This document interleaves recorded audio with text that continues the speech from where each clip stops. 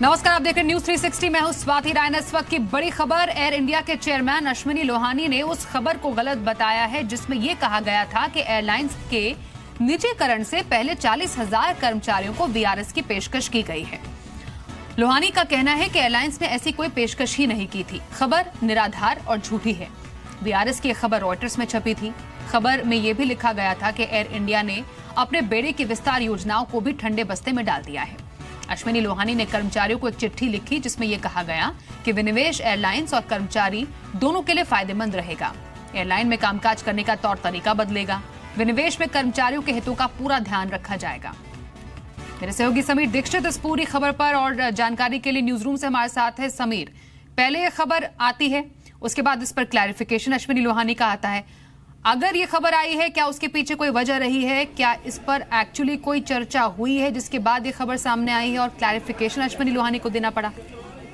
देखिए, जो वीआरएस की बात है वो इस वक्त नजर नहीं आती है क्योंकि एयर इंडिया जो पहले ही आर्थिक दबाव में इस वक्त है और ऐसे में अगर वीआरएस देने की बात होती है या सरकार इस पर गंभीरता से विचार करती है तो जाहिर बात है कि सरकार पर अतिरिक्त जो है वो आर्थिक दबाव आएगा, बोझ बढ़ेगा, जिसको वहन कर पाना इस वक्त स्थिति बिल्कुल उसकी ठीक नजर नहीं आती है। यही वजह है कि जो ये बात सामने आ रही है कि जो एयर इंडिया की टोटल एम्प्लॉय स्ट्रेंथ है 40,000, उसमें से 1/3 यानी कि तकरीबन अगर 15-1,000 लोगों को वीआरएस दिया जाता है तो वो इस वक्त इसमें ज्यादा उतनी इस खबर में ज्यादा दम नजर नहीं आती है।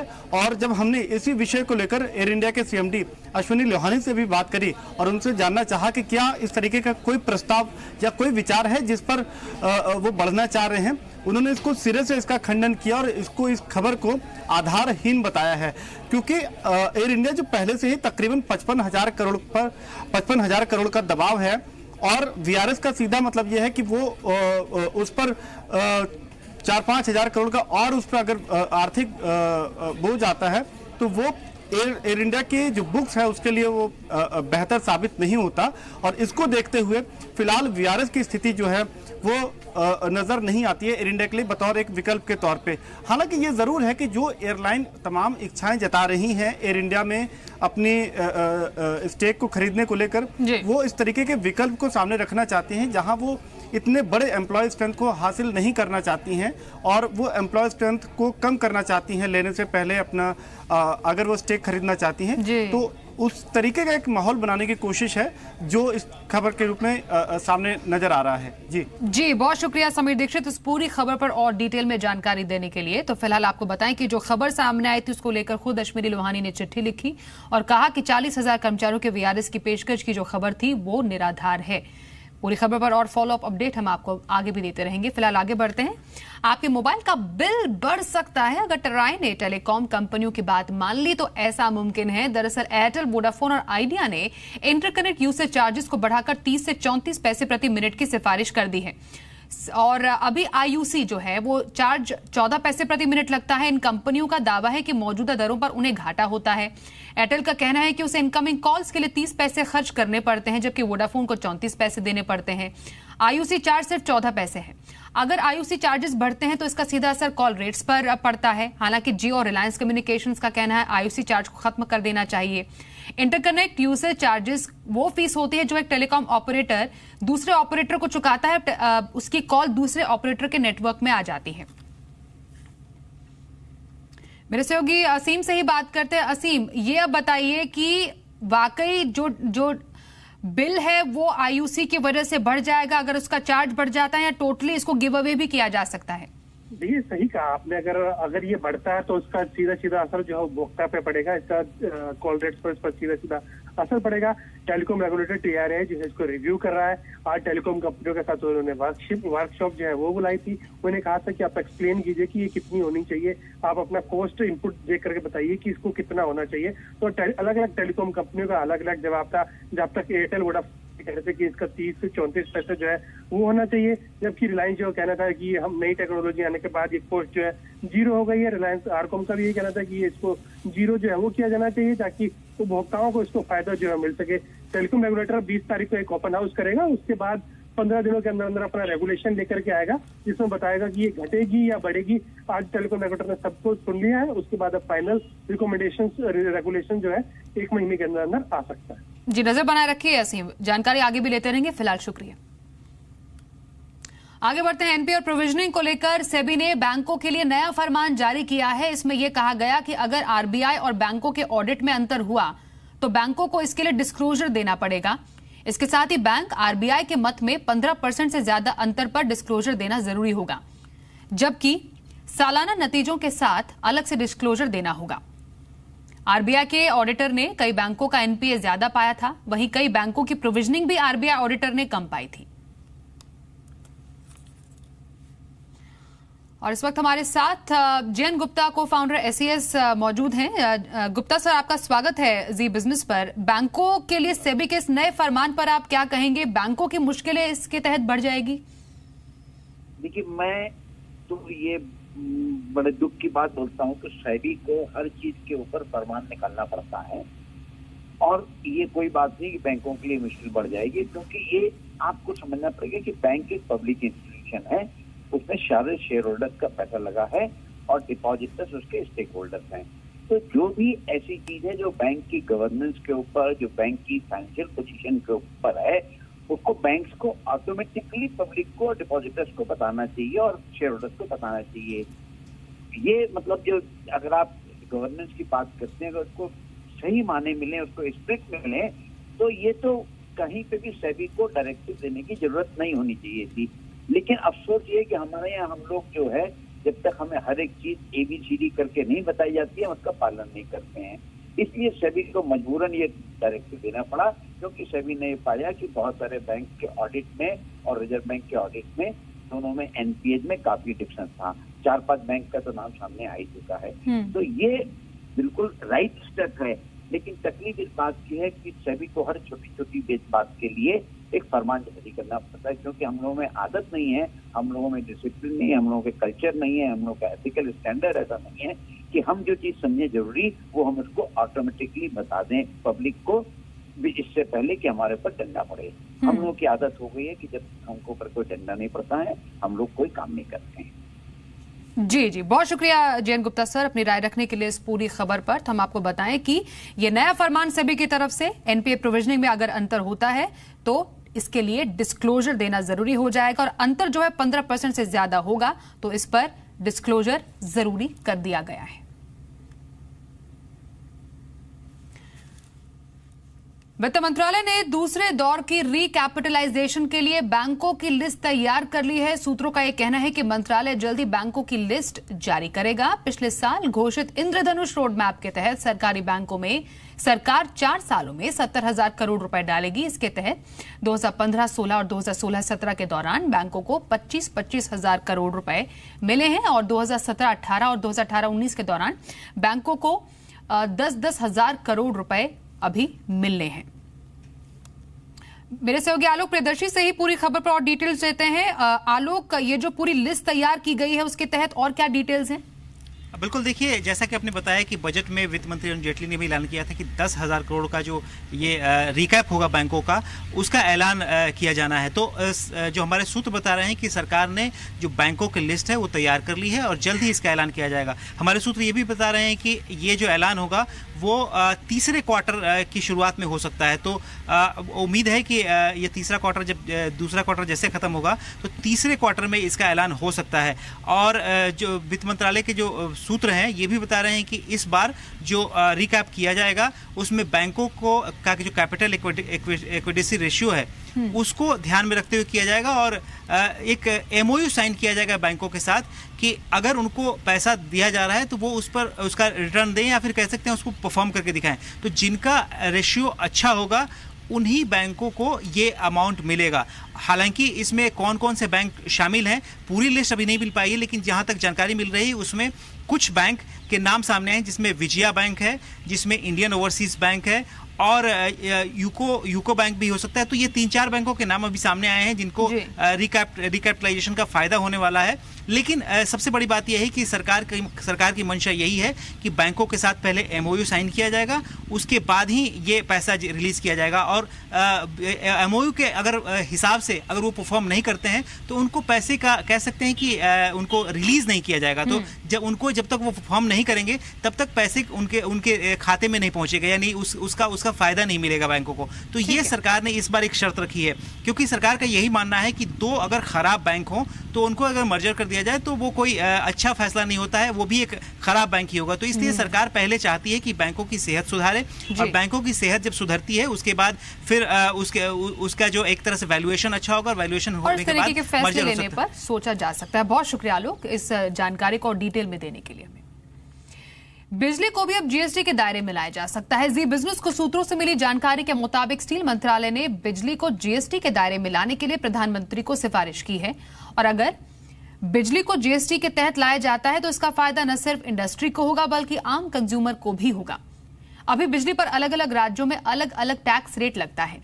सूत्रों के मुताबिक इस मुद्दे पर पिछले हफ्ते एक बैठक हुई थी जिसमें पीएमओ बिजली को जीएसटी के दायरे में लाने पर विचार कर रहा है।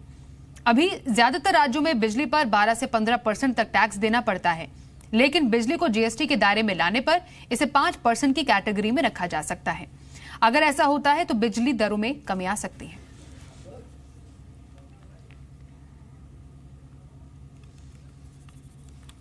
वहीं सरकार ने आज साफ कर दिया कि 5 स्टार मतलब 5 स्टार होटल्स पर भी जीएसटी की दर 18% ही होगी। शर्त यह कि रूम का किराया 7,500 रुपए से कम होना चाहिए। दरअसल ये माना जा रहा था कि जितने भी 5 स्टार होटल हैं उन पर जीएसटी दर 28% होगी, और इसी कंफ्यूजन को दूर करने के लिए सीबीईसी ने साफ किया है कि जीएसटी की दरें होटल के किराए के हिसाब से तय की गई हैं। इनका स्टार रेटिंग से कोई लेना देना नहीं। मिसाल के तौर पर जिन होटल्स ने रूम का किराया 1,000 रुपए रोजाना से कम रखा है उन पर कोई टैक्स नहीं लगेगा। जिन होटल्स में रूम का चार्ज 2,500 रुपए रोजाना से कम है उन पर 12% जीएसटी लगेगा, जबकि 2,500 से लेकर 7,500 रुपए तक किराए वाले होटल 18% जीएसटी के दायरे में आएंगे। यानी सिर्फ वो लग्जरी होटल जहां किराया 7,500 रुपए से ज्यादा है वहीं पर जीएसटी की दरें 28% होगी, उनसे कम में नहीं। तो अगर आप ट्रेडर हैं और आपने जीएसटी पर गलत इनवॉइस अपलोड कर दिया है तो आपकी मुश्किल बढ़ सकती है, और ऐसी गलती पर आपको इनपुट क्रेडिट के लिए पूरे साल इंतजार करना पड़ सकता है। क्या है पूरा मामला, ये रिपोर्ट देखिए।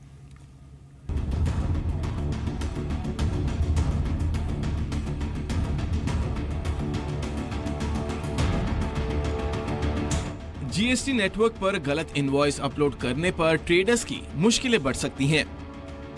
ऐसी स्थिति में इनपुट क्रेडिट के लिए ट्रेडर्स को 1 साल इंतजार करना पड़ सकता है। दरअसल जीएसटी में 9 तरह के इनवॉइस हैं। रजिस्टर्ड डीलर को माल बेचने वाले ट्रेडर्स को टैक्स इनवॉइस जनरेट करनी है। उसी तरह कंपोजिट स्कीम के लिए bill of supply invoice generate करना है। अगर किसी से एडवांस लिया है तो उसके लिए रिसिप्ट वाउचर जनरेट करना है। अगर एडवांस वापस करना है तो रिफंड इनवॉइस जनरेट करना होगा। इस प्रोसेस में अगर ट्रेडर ने कहीं गलती की और गलत इनवॉइस जनरेट कर उसे जीएसटीएन पर अपलोड कर दिया तो क्लेम मिसमैच होने की वजह से उसकी इनपुट क्रेडिट रुक जाएगी। उस ट्रेडर को गलती सुधारने का मौका तभी मिलेगा जब वो साल के अंत में एनुअल रिटर्न फाइल करेगा। मतलब अगर साल की शुरुआत में ट्रेडर ने गलती कर दी तो पूरे साल उसकी पूंजी फंसी रहेगी। ट्रेडर्स अब रिवाइज रिटर्न की सुविधा मांग रहे हैं। जो भी टैक्स सिस्टम पिछले 70 साल देश में चला है उसमें रिवाइज रिटर्न का प्रोविजन था कि अगर मेरे से गलती हो गई है तो मैं उसको रिवाइज कर सकूं। वो रिवाइज रिटर्न का प्रोसीजर जीएसटी के अंदर भी लागू होना चाहिए। ये पहली हमारी सरकार से आग्रह होगा। एक्सपर्ट की ट्रेडर्स को सलाह है कि हर महीने की 20 तारीख को इनवॉइस लोड करने से पहले गलती ठीक कर लें। ऐसा नहीं है कि करेक्शन करना कोई फिजिबल नहीं है, वर्किंग नहीं है। 2 बातें ध्यान में रखने वाली बात है कि जब आप अपनी एक फिगर को अपलोड करते हैं तो सामने वाले जिसने परचेज किया है उसकी वेरिफिकेशन करनी भी जरूरी है। तो एक बार जब मंथली रिटर्न चली जाएगी तो उसके बाद आप उसको जो आपकी करेक्शंस हैं रिकन्सिलिएशन की सरकार ने तो सालाना भी दी हैं, तो आप उस मंथ के अंदर भी ठीक कर सकते हैं। और अगर आपको ये पॉसिबिलिटी भी नहीं लगे तो आप डेबिट और क्रेडिट नोट के तरह से भी कर सकते हैं। पुराने सिस्टम में रिवाइज इनवॉइस भरने की सुविधा थी। ट्रेडर्स जीएसटी में भी इस सुविधा की मांग कर रहे हैं। प्रकाश प्रियदर्शी, जी मीडिया, दिल्ली। सरकारी बैंकों के प्रस्तावित मर्जर में देरी हो सकती है। सूत्रों के मुताबिक आरबीआई के नए प्रोविजनिंग नियमों की वजह से मर्जर और कंसोलिडेशन में देरी हो सकती है। सूत्रों का कहना है कि बैंक प्रोविजनिंग नियमों के असर का आकलन करने के लिए सरकार एक और तिमाही के नतीजों का इंतजार कर सकती है। सरकार को लगता है कि छोटे कर्जदारों की वर्किंग कैपिटल पर नए नियमों का असर पड़ सकता है। फिलहाल सरकार देना bank, Allahabad bank, Vijaya bank और यूको बैंक की वित्तीय स्थिति पर नजर रखे हुए है।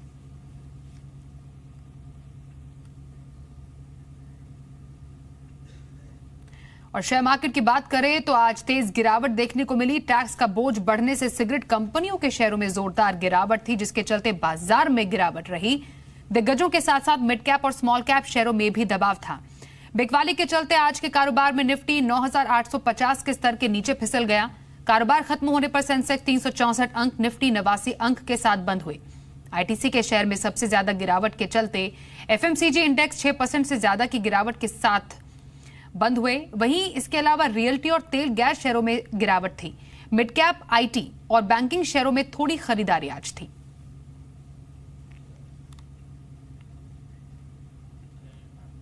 पहली तिमाही में हिंदुस्तान यूनिलीवर यानी एचयूएल के नतीजे अनुमान से बेहतर रहे हैं। अप्रैल जून तिमाही में कंपनी का मुनाफा 9% बढ़कर 1,283 करोड़ रुपए हो गया। वहीं कंपनी की आय में 4% का इजाफा देखने को मिला है। इस तिमाही में कंपनी का एबिटा 14% बढ़कर 1,866 करोड़ रुपए हो गया है। कंपनी का मार्जिन 20.1% से बढ़कर 21.9% हो गया है। While personal care and foods were impacted by destocking, particularly in canteen stores. In laundry, Surf maintained its strong volume-driven growth momentum, and personal wash saw broad-based growth across all brands. Fair & Lovely relaunch, which we alluded to last time, has been well received. Also happy to share with you that after a successful launch in the south, Lever Ayush is now being extended nationally. Our tea business continued to deliver robust double-digit growth. नोटबंदी के 50 दिनों में करीब 10 लाख करोड़ के पुराने note जमा हुए, जिसमें आधी से ज्यादा रकम सुपर रिच लोगों ने जमा की। जी बिजनेस को मिली एक्सक्लूसिव जानकारी के मुताबिक रेवेन्यू डिपार्टमेंट की एक टीम ने मॉनिटरिंग में यह आंकड़ा इकट्ठा किया है कि 80 लाख से ऊपर कैश जमा करने वाले सुपर रिच ने ही 10 लाख की रकम से भी आधी रकम नोटबंदी के दौरान जमा की है। यानी अब ये सुपर रिच इनकम टैक्स विभाग के रडार पर है, जिनका बच पाना मुश्किल है। जी बिजनेस पर नोटबंदी का कच्चा चिट्ठा। काले कुबेरों ने जमा किए कितने करोड़। सुपर रिच पर इनकम टैक्स डिपार्टमेंट की टेढ़ी नजर। बच नहीं पाएंगे टैक्स चोर। जी बिजनेस एक्सक्लूसिव। नोटबंदी के दौरान बैंकों में कितने पैसे जमा हुए, रिजर्व बैंक ऑफ इंडिया फिलहाल इसका हिसाब किताब करने में जुटा है।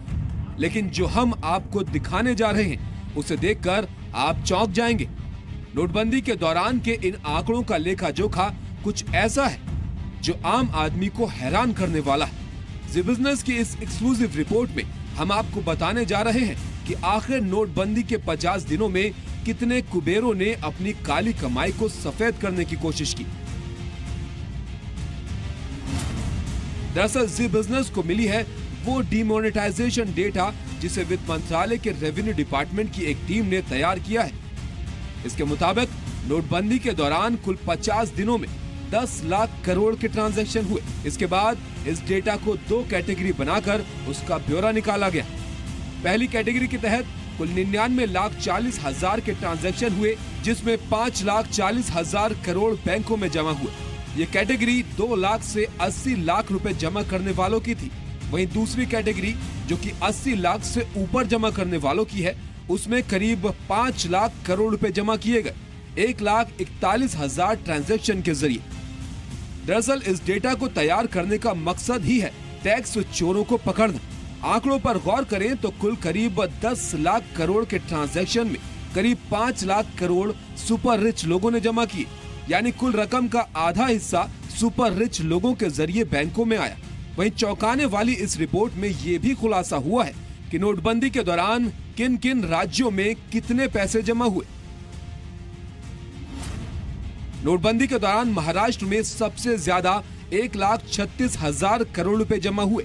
वहीं उत्तर प्रदेश का नंबर दूसरा है, जहां 90,300 करोड़ कैश जमा हुआ, जबकि गुजरात नोटबंदी के दौरान कैश जमा करने वाले राज्यों में नंबर 4 पर रहा, जहां करीब 74,700 करोड़ रुपए जमा हुए। लेकिन नोटबंदी के दौरान जमा हुई रकम जहां एक तरफ सिर्फ आंकड़े हैं, वहीं दूसरी ओर इससे देश में काले कुबेरों के जमा किए खजाने का पर्दाफाश होता है, जो इनकम टैक्स विभाग को धोखा देकर करोड़ों रुपए छुपाए बैठे थे। लेकिन नोटबंदी ने उनके सारे काले कारनामे जग जाहिर कर दिए हैं और अब ये सुपर रिच इनकम टैक्स विभाग की रडार पर है और इन टैक्स चोरों पर सख्ती होनी तय है। दीपू राय, जी मीडिया। गुजरात हाईकोर्ट से करारा झटका मिलने के बाद एसआर स्टील ने नेशनल कंपनी लॉ ट्रिब्यूनल यानी एनसीएलटी से और वक्त की मांग की है। मुंबई एनसीएलटी में दाखिल अपनी याचिका में एसआर स्टील ने आपत्तियों पर सफाई और जवाब देने के लिए 22 जुलाई तक वक्त मांगा है। स्टेट बैंक ऑफ इंडिया और स्टैंड चार्ट ने एसआर स्टील के खिलाफ एनसीएलटी में केस फाइल किया हुआ है।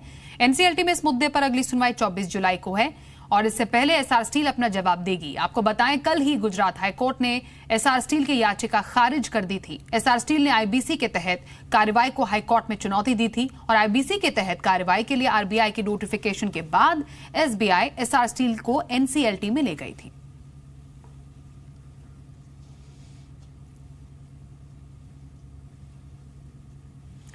और इस बीच इस वक्त खबर आ रही है एचपीसीएल ओएनजीसी के मर्जर पर जल्द ही फैसला हो सकता है और ऐसा कहा जा रहा है कि कल शाम 6:30 बजे कैबिनेट की बैठक में इस पर फैसला संभव है।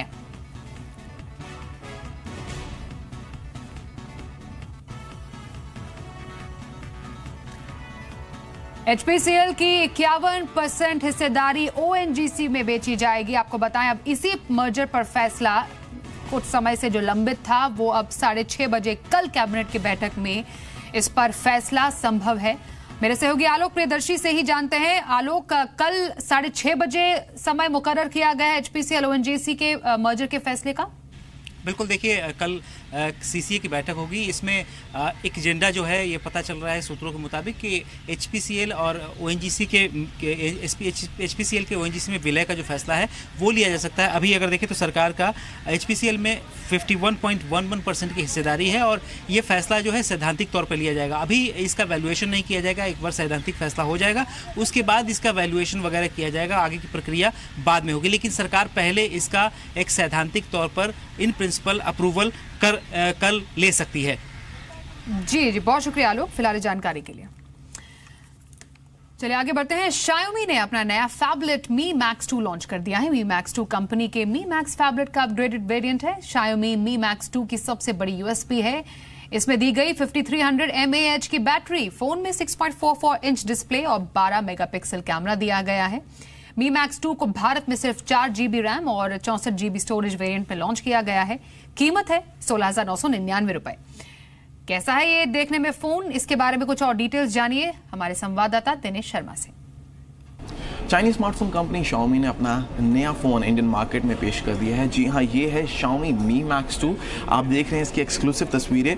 कहें तो ये एक फैबलेट कैटेगरी में आता है और वो इसलिए आता है क्योंकि इसमें दी गई है 6.44 इंच की डिस्प्ले, जो कि फुल HD डिस्प्ले है, जिसका मतलब कि आप इस पर मूवीज़, वीडियो गेम्स और किसी तरह का भी एंटरटेनमेंट कंटेंट ज़्यादा एंजॉय कर पाएंगे, ज़्यादा बड़ी स्क्रीन पर एंजॉय कर पाएंगे। स्पेसिफिकेशंस की अगर बात करें तो इसमें स्नैपड्रैगन 625 प्रोसेसर का इस्तेमाल किया गया है। वहीं पे 4 GB रैम और 64 GB इंटरनल स्टोरेज दी गई है, जिसका मतलब कि अगर आपको इसमें एप्लीकेशंस या इमेजेस, वीडियोज़, फाइल्स और कुछ भी अगर इसमें आपको ऐड करना है तो इसमें आपको स्पेस और रैम की कमी नहीं होगी।